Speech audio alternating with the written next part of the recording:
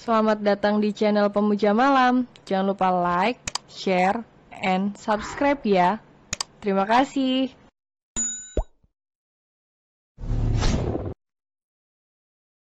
Episode 10 Pandai Bersandiwara. Gadis itu tak berhenti menggerutu. Ia bahkan melayangkan kepalan tangan di udara berulang kali. Arthur kembali turun ke lantai 1 rumah mewahnya untuk makan malam bersama sang mama. Pria itu mulai menyadari jika sang mama kini sendirian. Meski ada asisten rumah, tak akan mampu menggantikan kehangatan keluarga. Maka, Arthur berjanji pada dirinya sendiri. Mulai malam ini, ia akan pulang sebelum makan malam, agar ada yang menemani sang mama. Mama Daisy tersenyum senang. Akhirnya ia bisa makan malam bersama sang putra. Tunggu, biar mama siapkan. Wanita parubaya itu mengambilkan makanan untuk sang putra. Meski Arthur telah berusia 30 tahun, namun Mama Daisy tetap ingin mengambilkan makanan untuk putranya itu. Kamu sudah bertemu, Rhea? Tanya Mama Daisy sembari menyodorkan piring berisi nasi dan lauk pauk kepada Arthur. Kenapa tidak mengajaknya turun? Apa Audrey belum tidur? Arthur menatap penuh tanya pada sang mama, yang juga melihat ke arahnya. Biasanya mama makan malam bersama gadis itu. Jelas sang mama. Arthur membuang nafasnya kasar. Andai ia tak berbuat seenaknya pada Andrea. Mungkin sekarang mereka bisa makan malam bersama, lebih tepatnya makan malam bertiga. Dia masih menimang Audrey, Ma. Bohong Arthur, ia tak mungkin mengatakan jika mereka sedang bertengkar. Bukan bertengkar, mungkin lebih tepatnya bersitegang. Rhea memang gadis baik, dia baru berusia 22 tahun, tetapi sudah sangat dewasa menjalani hidup. Mendengar ucapan sang mama, Arthur yang sedang menikmati makanannya pun mengunyah dengan pelan. Ia kembali teringat dengan apa yang telah mereka lakukan tadi. Lebih tepatnya, apa yang telah ia lakukan pada gadis itu. Kamu kenapa? Sakit? Tanya Mama Daisy saat melihat sang putra yang menggelengkan kepalanya. Tidak, Ma. Sudah, jangan banyak bicara. Nanti lidah Mama tergigit. Mama Daisy mencebik. Mereka kemudian makan dengan tenang, tanpa berbicara. Sementara di kamar, Andrea mulai merasa lapar. Ia yang tadi hendak turun, mengurungkan niatnya ketika melihat Arthur menuruni tangga. Sudah pasti pria itu akan makan malam bersama Nyonya Dinata. Gadis itu pun hanya bisa mondar-mandir di dalam kamar. Sesekali ia menggigit kuku tangannya. Dasar pria menyebalkan. Andrea kemudian merebahkan diri di samping Audrey. Nak, kenapa kamu mempunyai om semenyebalkan seperti dia? Tanya pada bayi yang telah damai dalam tidurnya. Gadis itu pun memutuskan memejamkan mata, di tengah rasa lapar yang menyerangnya. Dan, baru sebentar indera penglihatannya terpejam, Andrea mendengar pintu kamar terbuka. Gadis itu pun sedikit mengangkat kepala, menoleh ke arah pintu. Bibi. Andrea bangkit, setelah melihat sang bibi datang membawa nampan berisi sepiring makanan dan segelas air. Kata Tuan Arthur, kamu belum makan karena Nona kecil rewel. Dia meminta bibi membawakan makanan untukmu. Jelas bibi Rosie saat Andrea mengambil alih nampan dari tangannya. Alis gadis itu pun bertaut. Selain menyebalkan, hidung belang, ternyata pria itu juga pandai bersandiwara. Lihatlah, dia bahkan melibatkan bayi tak berdosa itu dalam sandiwaranya. Kamu makanlah dulu, biar Bibi yang menjaga nona kecil. Bibi Rosie kemudian berjalan ke arah tempat tidur. Andrea hanya mampu membuang nafas kasar. Mendengar Arthur yang menyuruh bibinya membawa makanan, membuat nafsu makannya menghilang. Namun, untuk menghormati sang bibi, Andrea pun terpaksa menikmati makanan itu. Keesokan harinya, Andrea bahkan tidak turun untuk membuat sarapan. Ia memilih tetap tinggal di kamar Audrey kecil, membantu Susrini mengurus bayi itu. Begitu pula dengan Arthur, semenjak ada Susrini, pria itu memang sudah jarang mengajak Audrey berjemur. Namun, akan selalu menyempatkan diri untuk melihat bayi berumur 1 bulan itu, sebelum ia berangkat ke kantor. Tetapi, pagi ini Arthur tak menampakkan batang hidung mancungnya, membuat Andrea bernafas lega. Setidaknya, ia tidak perlu bersusah payah menghindari pria itu. Jujur Andrea masih dongkol dengan pria 30 tahun itu. Jika bisa, ingin rasanya ia menghujami pukulan bertubi-tubi pada Arthur, untuk melampiaskan rasa kesalnya. Namun, Andrea sadar, ia hanya makhluk lemah yang tak berdaya dan tak memiliki kuasa. Mbak Rea tidak membuat sarapan? Tanya Susrini sembari memakaikan baju pada tubuh Audrey. Andrea tak menjawab, ia hanya menggelengkan kepalanya. Nona kecil lincah ya, Sus. Ucap Andrea kemudian saat melihat bayi mumil itu tak hentinya menggerakkan tangan dan kaki. Iya, dia sangat aktif. Mungkin mewarisi sifat papanya, jawab Susrini sembari terkekeh. Papanya? Iya, nona kecil lincah seperti Tuan Arthur. Bukannya beliau papanya? Andrea menghela nafas pelan. Ia sengaja membahas tentang Audrey. Untuk melupakan pria itu, Susrini justru mengingatkan kembali. Sementara itu, kini Arthur sedang menikmati sarapan bersama sang mama. Ia memang tak mampir ke kamar Audrey kecil. Sengaja, memberikan waktu untuk Andrea meredakan amarahnya. Gadis itu, apa begitu marah padaku sampai tidak membuat sarapan? Arthur dapat merasakan, jika makanan yang ia kunyah saat ini bukanlah buatan Andrea. Ia sangat akrab dengan rasa makanan ini. Kurang garam adalah masakan andalan Bibi Rosie. Sementara masakan Andrea rasanya pas di lidah pria itu. Kenapa? Mama Daisy mengerutkan dahi saat melihat sang putra yang menyudahi sarapannya. Padahal makanan di piring belum habis, bahkan masih bisa dibilang utuh. Aku ada meeting. Pria itu meraih tangan sang mama, kemudian mengecupnya. Mama Daisy pun hanya mengedikan bahu saat sang putra berjalan menuju ke arah pintu utama. Selamat pagi, Nyonya. Seperti biasa Thomas datang menyapa dari pintu belakang. Pagi, loh, kamu kok di sini? Alis Mama Daisy bertaut mendapati asisten putranya datang dengan santai. Menunggu boslah, Nyonya.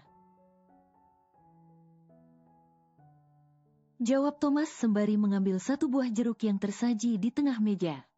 Ia sudah sarapan di rumah belakang bersama sang ayah, yang bekerja sebagai sopir pribadi keluarga Dinata. Bosmu sudah pergi, lihat, dia bahkan meninggalkan sarapannya. Tunjuk Mama Daisy pada piring bekas Arthur. Katanya ada meeting. imbuh wanita paruh baya itu. Mendengar ucapan sang nyonya, sontak membuat Thomas tersedak biji jeruk. Dengan cepat Mama Daisy menyodorkan segelas air pada pria yang seusia dengan putranya itu. Meeting? Tanya Thomas terheran. Perasaan tidak ada jadwal meeting hari ini. Iya, kamu kan asistennya. Masa tidak tahu jadwal atasannya? Thomas pun pamit untuk menyusul Arthur. Dalam hati, kakak sepupu Andrea itu bertanya-tanya, meeting dengan siapakah atasannya? Pasti mau bertemu janda anak satu itu lagi. Dengus Thomas kesal saat melihat mobil kesayangan Arthur tak lagi ada di tempatnya. Dan Thomas semakin yakin jika Arthur sedang menemui Celine setelah ia sampai di kantor namun tak menemukan pria itu. Bahkan kata Donna, atasan mereka belum datang sejak tadi. Padahal, Arthur kini tengah berada di hotelnya. Ia datang untuk memastikan jika ada posisi yang bisa diisi oleh Andrea di The Royal Dinata Hotel. Kebetulan sekali, Pak, asisten koki di restoran hotel beberapa waktu lalu mengundurkan diri karena sedang hamil. Jadi, kita bisa menempatkan Nona Andrea Cecilia di bagian itu. Jelas sang general manager. Mereka kini sedang berada di ruangan pria itu. Aku mau kamu memanggil dia secepatnya. Dan ingat, jangan katakan jika aku yang merekomendasikan. Lakukan prosedur seperti biasa. Wawancara, tes memasak, lalu terima dia. Perintah Arthur dengan tegas. General manager itu mengangguk paham. Ia yang telah berpengalaman, mengambil kesimpulan dalam hati. Jika ada sesuatu di antara pemilik hotel dan gadis pelamar itu, ternyata selera bos biasa saja. Aku kira, dia memilih wanita dari kalangan atas, model atau artis papan atas. Taunya hanya seorang tukang masak. Menjelang siang, seperti biasa Andrea akan membantu sang bibi di dapur. Namun, kali ini hanya memasak untuk para pekerja. Dikarenakan Nyonya Dinata sedang keluar, memenuhi undangan makan siang dari kliennya. Tengah asyik berkutat dengan peralatan dapur, ponsel Andrea yang berada di atas meja pun berdering. Gadis itu kemudian mematikan api kompor, lalu meraih ponselnya. Siapa?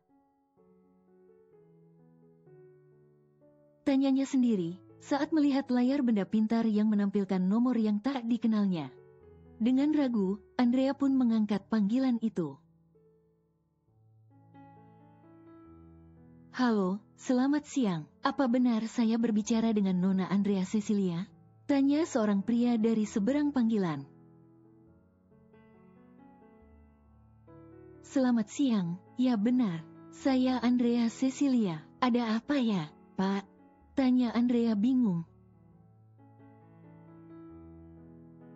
Begini, Nona, saya Sony, dari The Royal Dinata Hotel. Ingin menginformasikan kepada Nona, jika Nona diminta datang ke hotel besok siang untuk melakukan tes wawancara. Dek, The Royal Dinata? Halo, Nona, apa Anda masih di sana? Anda mendengarkan saya? Ah, iya, Pak, saya mendengar. Baiklah, kami tunggu kedatangan Nona Andrea besok jam 11 siang di hotel kami. Iya, Pak, terima kasih banyak. Panggilan pun terputus. Perlahan, Andrea meletakkan kembali ponselnya di atas meja. Gadis itu merasa bingung, bukannya tempo hari ia telah menolak undangan wawancara itu. Kenapa sekarang dipanggil lagi? Rea, ada apa? Tanya Bibi Rosi yang melihat keponakannya sedang melamun. Bi, aku mendapat panggilan wawancara dari Hotel Dinata. Lalu, bukannya itu yang kamu tunggu-tunggu? Andrea menghela nafas pelan. Sebelumnya, mungkin ia begitu menantikan panggilan dari Hotel Bintang 5 itu. Tetapi, sekarang harinya telah terisi oleh Audrey kecil. Kenapa kamu memikirkan nona kecil? Kepala Andrea mengangguk, membuat sang bibi berdecak. Rea, bukannya sekarang sudah ada Susrini, kamu masih punya waktu untuk menemani nona kecil di malam hari. Atau saat kamu tidak bekerja. Ingat nak, mendiang ibumu begitu ingin melihatmu menjadi seorang koki. Jika kamu tidak bisa sehebat chef idola ibumu, setidaknya kamu sudah memenuhi keinginannya, bukan? Kepala Andrea mengangguk. Tak seharusnya ia hanya mengingat janji kepada mendiang Audrey, tetapi ia juga harus menepati janji kepada mendiang ibunya. Hubungi kakakmu, dia pasti sangat senang karena kamu akan bekerja. Aku baru akan wawancara, Bi. Tukas Andrea, Bibi yakin, kamu pasti diterima. Kurang ajar sekali jika mereka menolakmu. Bukannya kamu sudah melampirkan semua sertifikat juara lomba memasakmu? Doakan semoga aku diterima, Bi. Tentu, doa Bibi selalu menyertaimu dan juga kakakmu. Mereka kemudian saling memeluk, setelah itu kembali melanjutkan memasak. Thomas langsung menemui sang atasan. Setelah sang adik menghubunginya dan mengatakan jika gadis itu mendapat panggilan wawancara dari The Royal Dinata Hotel. Pria 30 tahun itu yakin jika Arthur ada di balik semua ini. Karena, Andrea mengatakan beberapa waktu lalu, ia telah mengabaikan panggilan wawancara dari hotel tersebut. Bos, Arthur yang tengah fokus dengan komputer lipatnya pun melihat sejenak ke arah sumber suara. Ada apa? Tanya pria itu, sembari kembali fokus pada pekerjaannya. Tanpa dipersilahkan, Thomas duduk di kursi seberang meja kerja Arthur. Apa bos yang meminta pihak hotel untuk menghubungi adikku lagi? Tanya Thomas pada intinya. Pria itu memang tak suka berbelit. Arthur menautkan kedua alis. Ia pun menghentikan aktivitasnya. Maksudmu, Rea mendapat panggilan pekerjaan dari hotel kita? Pria itu berpura-pura tidak tahu. Padahal ia memang dalang di balik pemanggilan itu. Thomas memicingkan mata. Ia tidak yakin dengan ucapan Arthur. Sudah 5 tahun mengenal pria itu. Sedikit banyak, kakak sepupu Andrea itu tahu bagaimana sifat atasannya. Kenapa kamu tidak menghubungi pihak hotel untuk menanyakan langsung? Jika kamu tidak percaya padaku, tantang Arthur saat melihat asistennya menatap tak percaya padanya. Tanpa bicara, Thomas kemudian merogoh saku. Mengeluarkan ponsel untuk menghubungi pihak hotel. Selamat siang Pak Thomas, ada yang bisa saya bantu? Jawab seorang yang dihubungi Thomas. Ia langsung menghubungi General Manager Hotel Dinata, agar semuanya jelas. Bukannya posisi koki pembantu di dapur hotel sudah terisi, kenapa menghubungi pelamar lagi? Tanya Thomas tanpa basa-basi. Ia juga menyalakan pengeras suara, agar Arthur mendengarkannya. Sang atasan yang duduk di hadapan Thomas tak menanggapi. Ia sibuk dengan pekerjaannya sendiri. Ah, iya Pak Thomas. Kebetulan, asisten koki di dapur restoran kita. Beberapa waktu lalu mengundurkan diri karena sedang hamil. Dan dari semua pelamar, Nona Andrea Cecilia masuk ke dalam kriteria yang kita cari, dari banyaknya sertifikat menang lomba yang ia lampirkan. Jelas general manager itu panjang lebar. Baiklah, aku hanya ingin menanyakan hal itu saja. Thomas pun memutus sambungan telepon. Apa kamu sudah puas? Tanya Arthur kemudian. Belum, aku yakin, bos pasti memiliki andil di balik semua ini. Katakan padaku, apa yang sebenarnya bos inginkan? Meski telah mendengar jawaban yang masuk akal dari general manager itu, tak membuat Thomas serta-merta percaya. Arthur membuang nafasnya kasar. Ia kemudian menyandarkan punggung pada sandaran kursi, sembari menekuk siku di kedua sisi. Aku hanya ingin Rhea bekerja sesuai bidangnya, ucap pria itu. Jadi, bos memang dibalik semua ini? Aku harap kamu diam, Tom. Rhea sedang marah padaku. Jangan membuat gadis itu membenciku. Arthur mengusap wajahnya frustrasi setiap mengingat tindakan bodoh yang ia lakukan pada Andrea. Apa yang bos lakukan pada adikku? Tidak ada, hanya salah paham. Arthur kemudian memutar kursi kerjanya dan membelakangi Thomas. Ia tidak mau, pria itu semakin banyak bertanya. Kenapa gadis itu malah memberitahu Thomas? Kenapa dia tidak berinisiatif menghubungiku? Apa dia tidak merasa jika aku ada di balik semua ini? Dasar gadis tidak peka. Keesokan harinya, Andrea sedang bersiap untuk pergi ke The Royal Dinata Hotel. Kemarin ia telah meminta izin kepada Nyonya Dinata, dan wanita parubaya itu telah memberikan izinnya. Apa kamu sudah memberitahu Arthur? Begitulah pertanyaan yang keluar dari bibir wanita paruh baya itu. Aku akan memberitahu Tuan nanti, Nyonya. Dan itulah jawaban Andrea agar Nyonya Dinata tidak terlalu banyak bicara. Apa kamu sudah memberitahu Tuan Arthur? Pertanyaan yang sama terlontar dari sang bibi, saat Andrea kini meminta izin untuk pergi. Gadis itu pun menghela nafas pelan. Aku belum bertemu dengannya, Bi. Aku akan memberitahunya nanti. Andrea kemudian meraih tangan sang bibi untuk diciumnya. Hati-hati di jalan. Berkendara selama 30 menit. Akhirnya Andrea tiba di pelataran parkir Hotel Bintang 5 milik keluarga Dinata. Sebelum keluar dari dalam mobil, ia menghela nafasnya berulang kali. Demi menghalau rasa gugup yang tiba-tiba datang melanda. Bersambung.